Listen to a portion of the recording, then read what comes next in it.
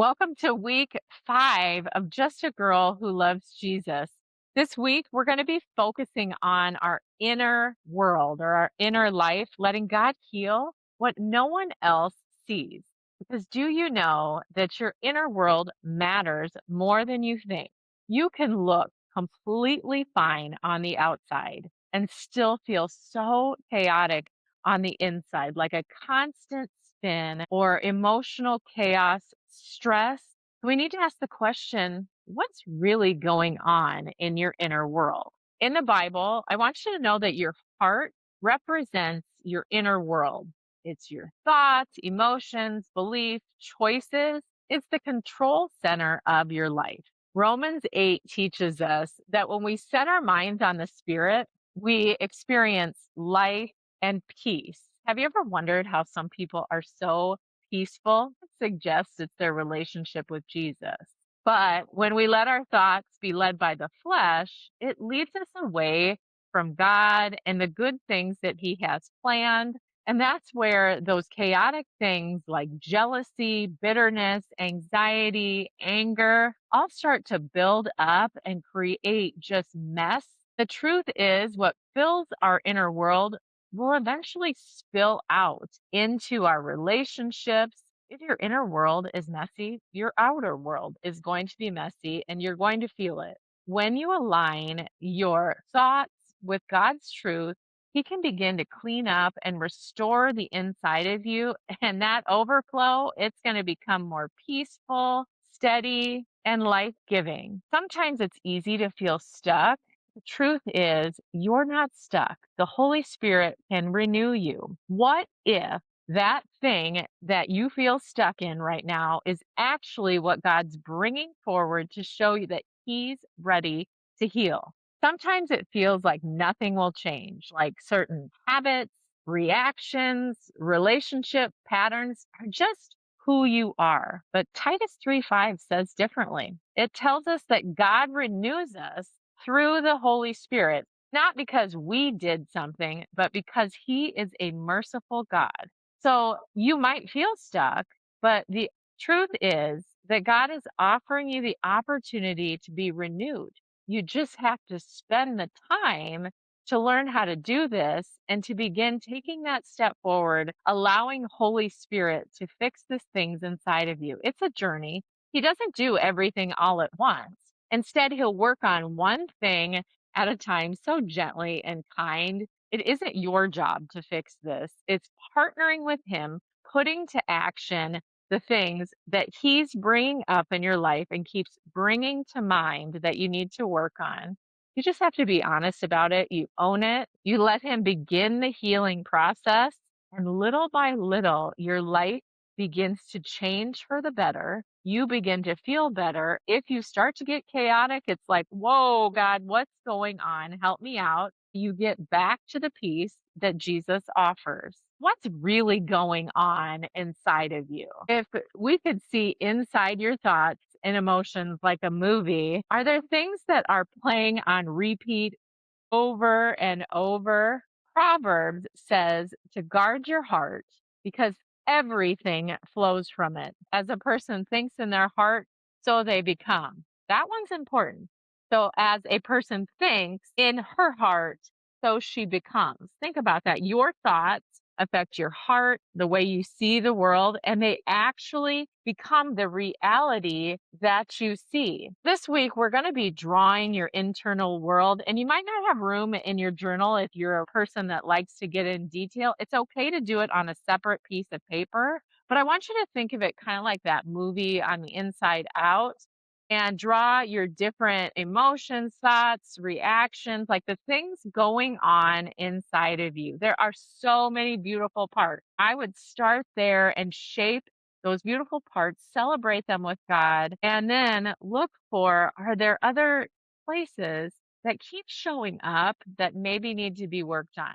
They're smaller than all the good things God has done. Maybe you have friendships that keep hurting you, or anxiety that just sends you into a spiral because of certain situations. What about your thoughts? Do they go negative and go off in a direction that are harmful? You see, ignoring these things is not going to allow them to change. Instead, I suggest you ask, God, why does this keep happening? That question opens the door for him to come in and to begin to work. One of the things that also needs to be dealt is healing those wounds of rejection. Because rejection doesn't just hurt in the moment, it can quietly shape how you see yourself.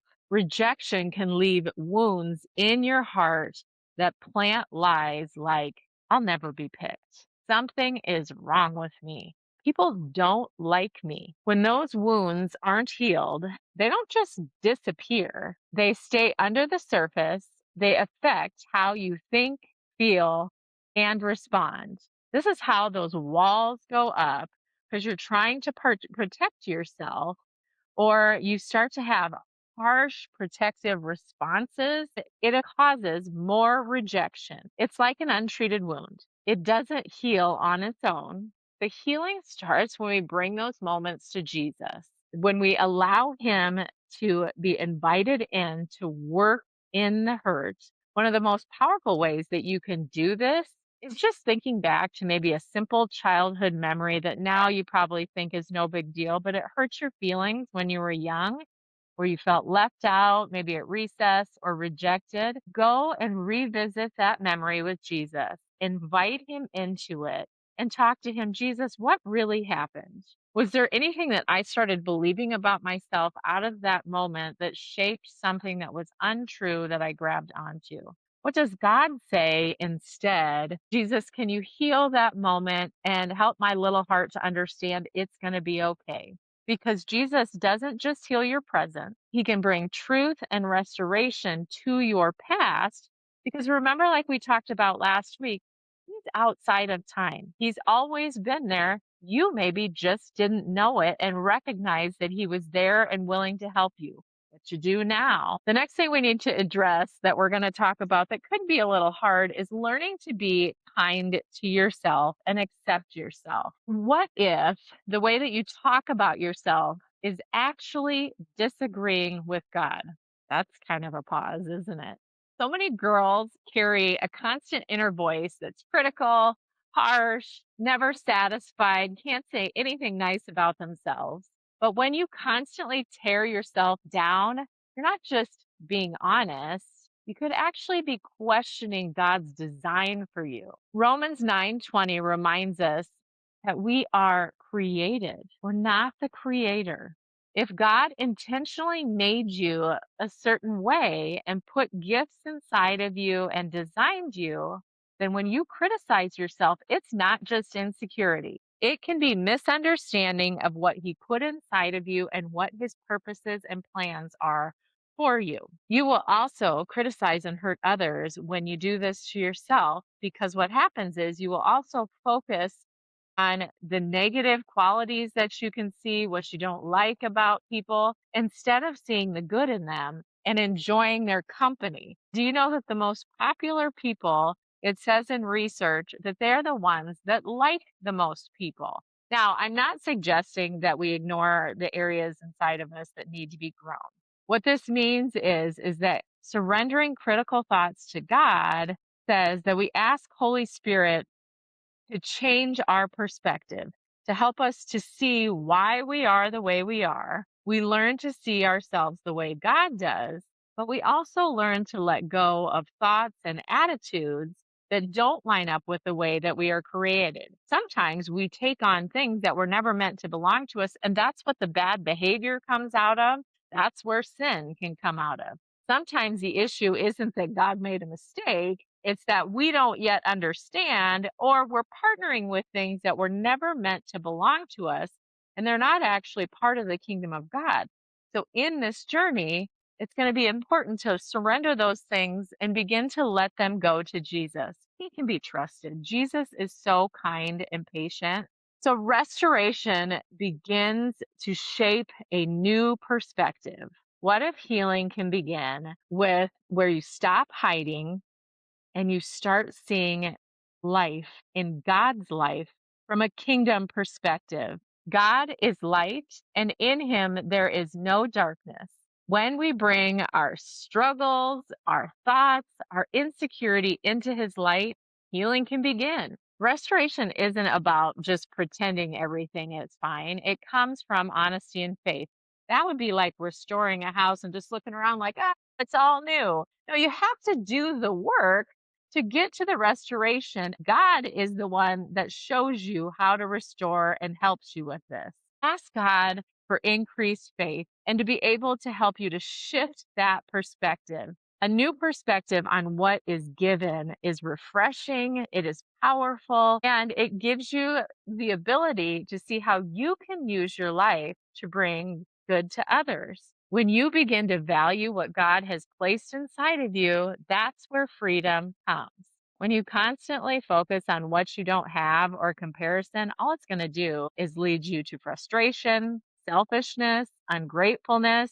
Those attitudes, again, in that inner world, think of what the overflow is of that's going to be. It's not good. Instead, we need to let healing include learning to recognize that God has done so many good things for us and put so many good things in our lives because you are being shaped on purpose for a purpose. What if nothing about you was random? And you begin to understand that God is still shaping you right now.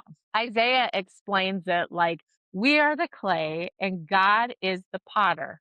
What the world does that mean? It just means you were created by Him, that you are being shaped by Him, that you are being prepared by Him for the purpose that He has created you for, and you're in process. It isn't about some end goal that someday you're going to be with God or doing all these good things. Even in the process, God does so many amazing things to help you understand how strong and powerful you are when you're in connection with Him. It is not our job to tear apart what God made or to try to remake ourselves. Instead, we're invited to trust Him.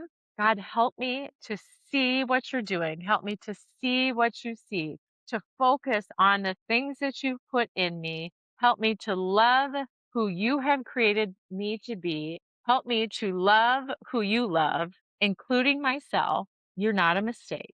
You are a work in progress. Give yourself room to grow. Give yourself time to discover all the good things that God has for you. As you're going throughout this week, I want you to look for peace in your life. What if peace isn't random, but a sign that you're close to Jesus? Look and pay attention for those peaceful moments.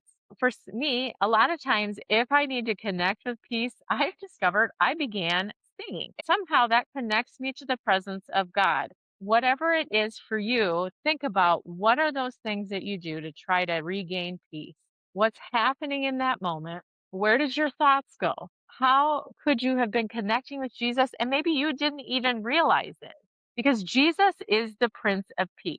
When you feel peace, it's a sign of His presence. Pay attention. Thank Him for bringing it into your heart and your mind. Even take a pause and just stay there and relish the moment. Because as you learn to recognize it, it's going to be easier for you to stay connected with Him and to continue healing. I want you to remember that in the back of your Bible study, there are places for you to take notes. This week, take notes each day of where did you feel peaceful, meaning where did you feel Jesus? Where is that in your life? How can you keep reconnecting with it? Give God credit. Get up each day and say, God, help me to feel you. Help me to begin to believe that you can reshape this inner world of mine to look like you created it to be. Remove the mess and put in all the good things that were meant for me. He will be faithful to do it. Enjoy the journey. And I hope that you continue to show up and to pursue what God's purposes and plans are for you.